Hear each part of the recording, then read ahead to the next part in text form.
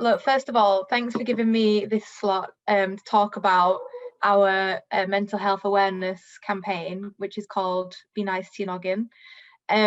We started the planning for this campaign way back last year in the midst of the COVID-19 pandemic.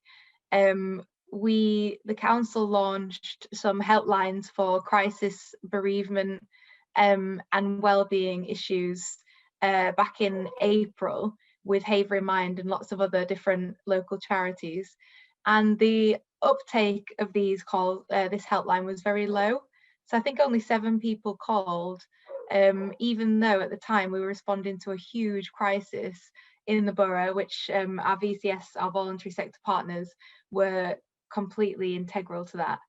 And I wanted to come up with a campaign that really made it easy for people to engage with all the mental health services available in the borough, and also opened up a kind of conversation for people who might not feel, very savvy on mental health and well-being issues, or people who had never, ever really talked about it.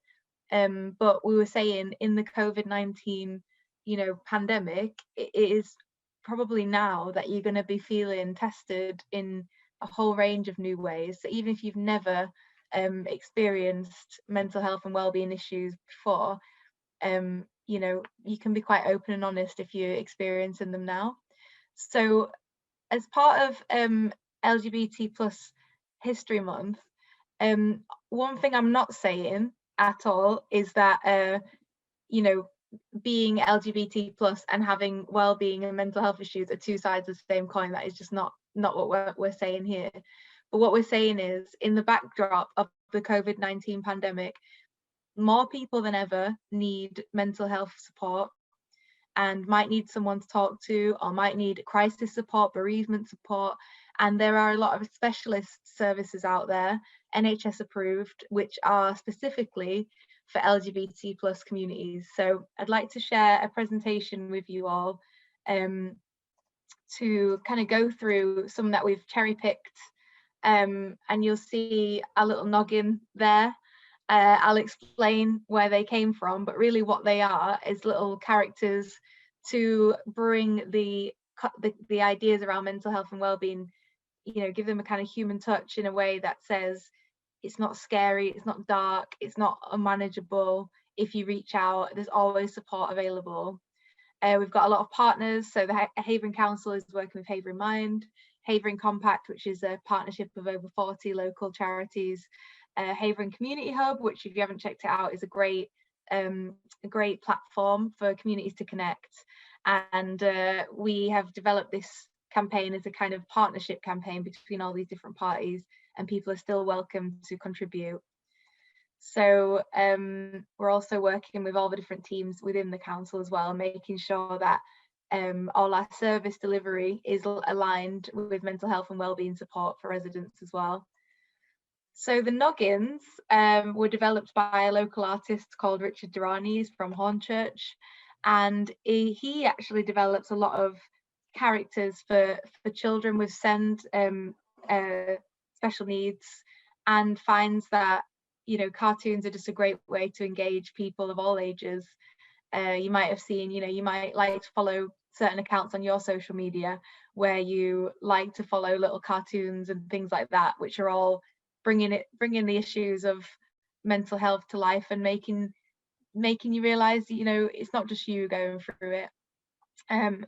We'll hopefully, we hope that these noggins will make the issue more accessible to all audiences and open up a wider conversation.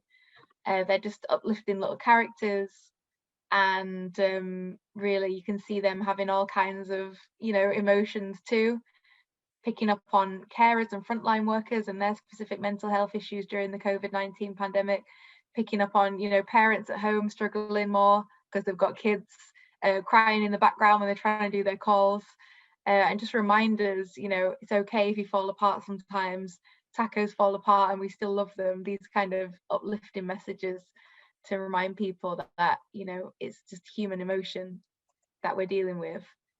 So I wanted to make this relevant to LGBT plus History Month And I found a study from the University College of London and Sussex University, which revealed that during the pandemic, a lot of LGBT plus people, especially younger and transgender or gender diverse people, experience a lot high levels of stress and depressive symptoms, because a lot of people were locked in, locked down with parents who may not, understand or accept their identity, and that level of experiences of discrimination can have a really consistent impact on your mental health and well-being.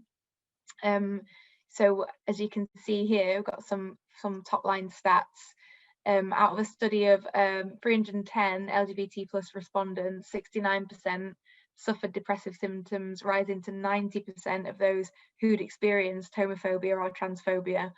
And a sixth of respondents faced discrimination during the pandemic because of their sexuality.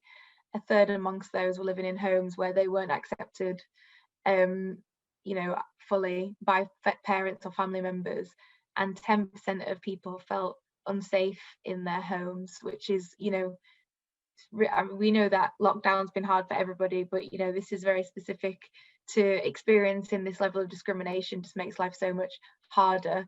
So I want to kind of introduce, a bit more background. There is a lot of research, that these experiences of discrimination can exacerbate existing mental health issues. So if you're an LGBT plus person who already has, some of these symptoms, then you'll find that, especially with what's been going on over the last 12 months, that your mental health is under strain more than before. A lot of specific issues around low self-esteem, depression, anxiety, social anxiety, social isolation, because obviously things are locked down, you can't go out, you can't meet people, eating problems, a lot of image-based issues, misusing drugs and alcohol, which we know that nationally has been an issue as well, people relying on booze and things to get them through. Yes, of course, the slides will be available on the webpage, which I'll share right at the end. And here's a little noggin here who can demonstrate some of the issues, physical manifestations of poor mental health and well-being: feeling tired all the time, trouble sleeping, aches and pains, tightness in your chest.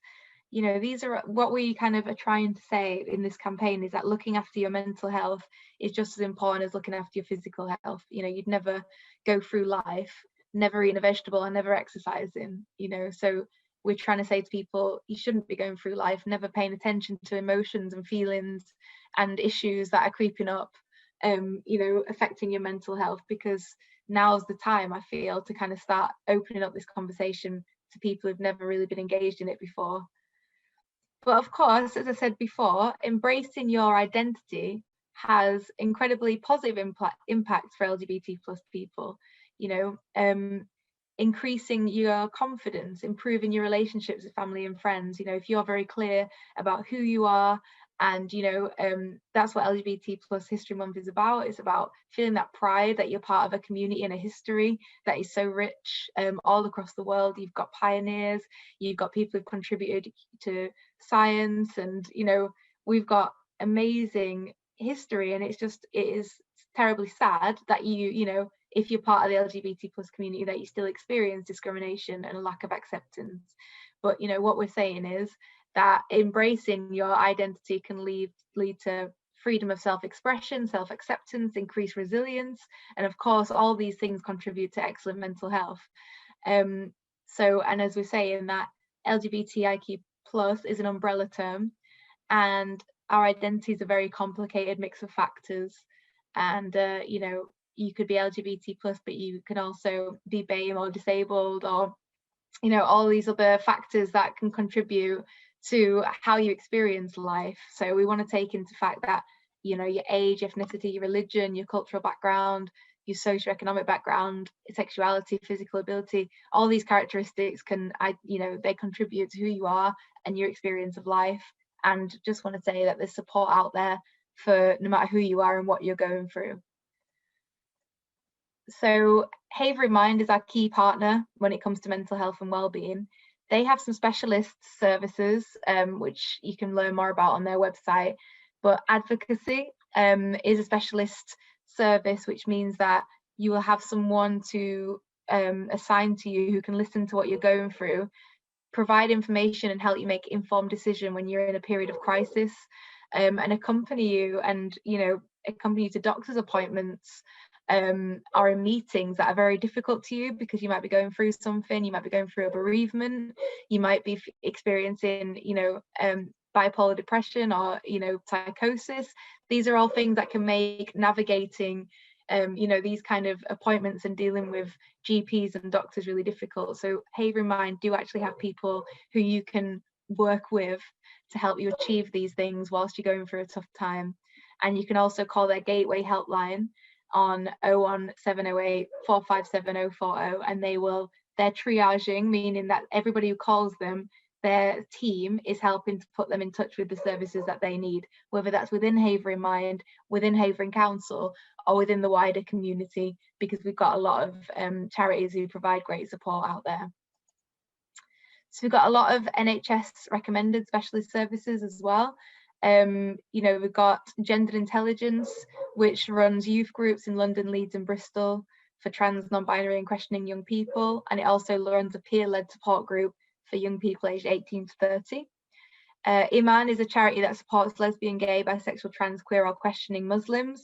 There's also some great local charities who, you know, support our Asian and Muslim communities in the borough. So you can look at the Be Nice to Your Noggin webpage for more information on that. You know, membership organisations like Consortium, the LGBT Plus Foundation, London Friend, Pink Therapy is an online directory of therapists who work with people who are lesbian, gay, bisexual, transgender, queer or questioning. Stonewall is obviously a fantastic resource and a really, you know, amazing flagship charity in the UK, which it has a what's in my area search box, so you could actually find services local to you by visiting this webpage and putting in your postcode. Switchboard, there's like talking therapies. Obviously a lot of face-to-face services have been shut down because of COVID at the minute, but that doesn't mean that they've gone away. Phone services and listening services, email and online chats, these are all things that can be available to LGBT plus people all over the country, and you can find an LGBT friendly therapist through Switchboard helpline. So we also want to bring in some educational resources. So as I mentioned at the top of this presentation, Be Nice to Your Noggin is also about opening up conversations about mental health and also creating that understanding between different individuals. There is an organisation called Not a Phase, which develops educational and financial material investment to champion the trans plus community. So if you feel yourself that you need to learn more about this community, then, you know, there's resources out there that people are out there championing this and doing great work that you can get involved in. There's some great books out there, a couple that I got recommended through some of my colleagues. The Velvet Rage, Overcoming the Pain of Growing Up Gay in a Straight Man's World, and Straight Jacket, Overcoming Society's Legacy of Gay Shame. So there's a lot of resources out there, you know, academic resources out there that you can really immerse yourself in, and, you know, you could even share them with friends and family members who want to learn more about LGBT plus communities and history. A lot of great documentaries, you know, we've seen some fantastic TV shows even on at the moment, part of the Russell T Davies collection. I know I've been enjoying it as well. It's a Sin I've been watching the past few weeks and really love how it brings to life, you know, that period in the 80s, where during the AIDS crisis and the misunderstandings. Queer as Folk, amazing, like well-loved drama back in the day. I've got some other documentaries on here. This is not exhaustive, but talking about people who pioneered, you know, the LGBT plus movement in the 1960s and beyond. So The Death and Life of Martha P. Johnson is a great documentary on Netflix. BBC have a Queer Britain series, which is a lot of investigative journalism. We've mentioned the Russell T Davies collection. which you can immerse yourself in on Channel 4. And there's a film called Pride, which is about the lengthy strike of the National Union of Mine Workers in the summer of 1984, and how UK activists working with UK gay activists as well, all in solidarity. So we've got resources for young people. We've got Havering Council.